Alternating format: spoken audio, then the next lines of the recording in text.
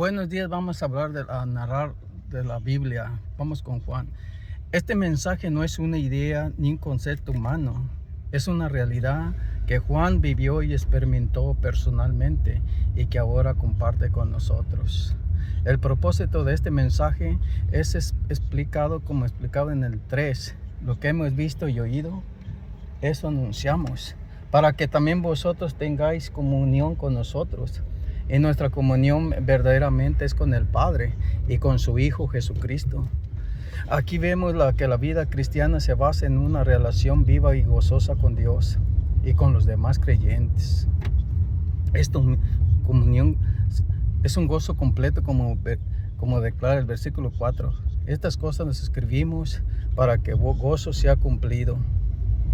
A partir del versículo 5, Juan nos presenta una declaración fundamental sobre el carácter de Dios. Este es el mensaje que hemos oído de Él y que nos anunciamos. Dios es luz y no hay tiniebla en Él. Primera de Juan 1 al 5. La luz representa la pureza, la santidad y la verdad de Dios. Para tener comunión con Él, debemos de alejarnos de las tinieblas del pecado. Juan explica las implicaciones prácticas en el versículo 6. Si decimos que tenemos con Él y andamos en tinieblas, mentimos y no practicamos la verdad. Aquí se nos llama a una vida coherente. En las nuestras acciones reflejen nuestra fe. Pero no se trata de serlo solos, sino como caminar con la luz, junto a Cristo. El versículo 7 lo confirma. Si andamos en luz, como Él está en luz, tenemos comunión unos con otros. Y la sangre de Jesucristo, su Hijo, nos limpia de todo pecado. El apóstol también habló del pecado en nuestra vida. Él, en el versículo 8 advierte: si decimos que no tenemos pecados, nos engañamos a nosotros mismos y la verdad no está en nosotros. No se espera perfección de nosotros, sino honestidad y humildad para reconocer nuestras faltas. Y aquí viene una de las promesas más hermosas de este capítulo. Si confesamos nuestros pecados, Él es fiel y justo para perdonar nuestros pecados y limpiar de toda maldad. Primera de Juan 1:9. Dios nos invita a confesar sabiendo que Él siempre está dispuesto a perdonarnos. El capítulo incluye con una advertencia contumental en el versículo 10. Si decimos que no hemos pecados, le hacemos a Él mentiroso y su palabra no está en nosotros. Esto nos recuerda que necesitamos constantemente la gracia y el perdón de Dios para caminar en su luz. Al concluir el primer capítulo, Juan nos recordó la importancia de caminar en la luz y vivir comunión con Dios. Pero surge una pregunta esencial: ¿qué sucede cuando fallamos y caemos en pecado? En el capítulo 2, Juan nos da la respuesta, revelándonos que no estamos solos en esta lucha. El apóstol comienza con un mensaje lleno de ternura. Hijitos míos, estas cosas les escribo para que no pequéis. Y si alguno pecado, abogado tenemos para con el Padre, a Jesucristo el justo. Primera de Juan 2:1. Aquí Juan nos anima a vivir en santidad, pero también nos da la seguridad de que Jesús intercede por nosotros ante el Padre. Es una verdad transformadora. No dependemos de nuestra perfección, sino de la justicia de Cristo. En el versículo 2 declara: y Él es la propiciación por nuestros pecados, y no solo por nuestros pecados, sino por los de todo el mundo. Este versículo subraya que el sacrificio de Jesús fue suficiente para todos. Él no solamente pagó por nuestros pecados, sino restableció toda relación con Dios, abriendo un camino para la revolución. A partir del versículo 3, Juan habla de una evidencia de nuestra relación con Dios. La obediencia. Escribe: bien, en esto sabemos que nosotros le conocemos, si guardamos sus mandamientos. Primera de Juan 2:3. Aquí la obediencia no es una carga, sino una expresión de amor. Juan refuerza esta idea en el versículo 5. Pero el que guarda su palabra, en este verdadero, el amor de Dios se ha perfeccionado. Guardar la palabra de Dios es un reflejo de que su amor está siendo transformado en nuestra vida. El apóstol no, como creyentes, el amor por el mundo. En el versículo 15 advierte: no améis al mundo ni las cosas que están en el mundo. Si alguno ama al mundo, el amor del Padre no está en él. Este no es un llamado a rechazar la creación de Dios, sino evitar los deseos temporales que ocupen el lugar de Dios en nuestro corazón. En el versículo 17, Juan da una perspectiva interna. El mundo pasa y sus deseos, pero el que hace la voluntad de Dios permanece para siempre. El capítulo concluye con un llamado a permanecer en la verdad, especialmente frente a los anticristos, aquellos que niegan a Jesús como el Cristo. En el versículo 24, Juan exhorta: si lo creéis oído desde el principio, permanece en vosotros, también vosotros permaneceréis en el Hijo y en el Padre. Esta fidelidad nos asegura la promesa de vida eterna, como se destaca en el versículo 25.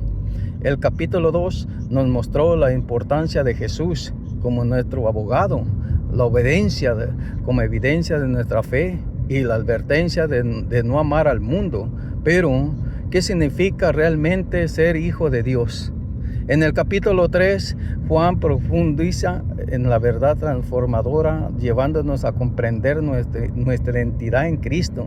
Juan comienza con una declaración que refleja la multitud del amor de Dios.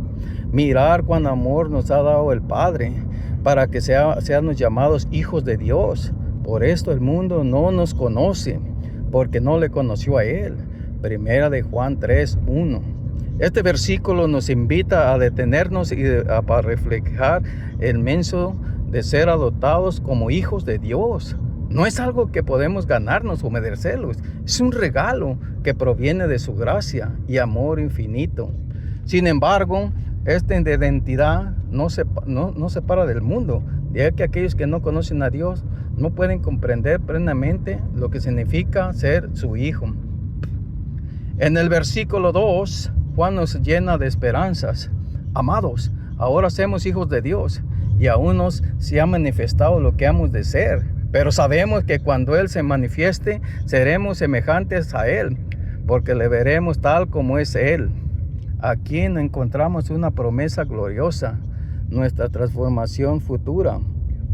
Aunque ahora vivimos en un mundo caído, algún día seremos restaurados como Dios, cuando Él regrese en gloria. A partir del versículo 4, Juan nos recuerda que ser hijos de Dios implica que refleje su carácter. Escribe: todo aquel que comete pecado inflige también la ley, pues el pecado es infracción de la ley. Primera de Juan 3:4.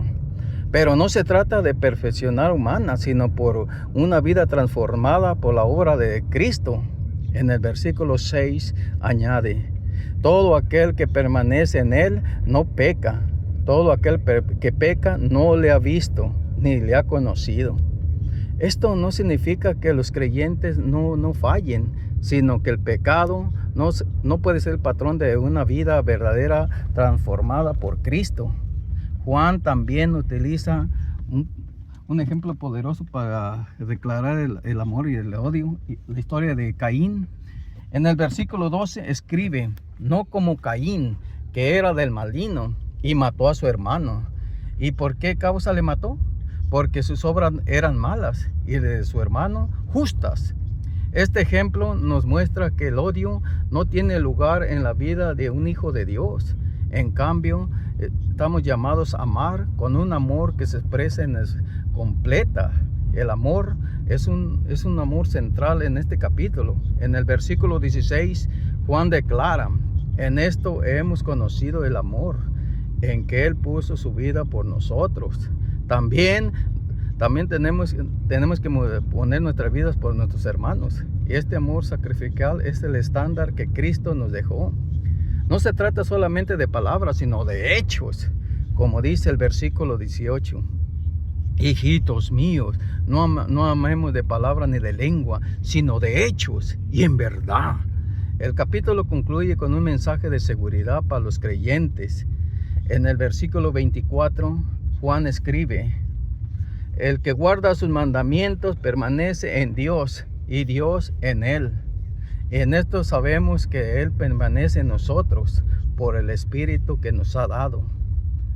Este es un recordatorio de que el Espíritu Santo nos guía y nos da la seguridad que somos verdaderamente hijos de Dios. Primera de Juan capítulo 3 nos llama a vivir de acuerdo a la identidad como hijos de Dios, demostrando su amor a través de sus acciones y de permaneciendo en la verdad. Es un desafío a vivir que refleje la pureza, el amor y la esperanza que hemos recibido de nuestro Señor Celestial.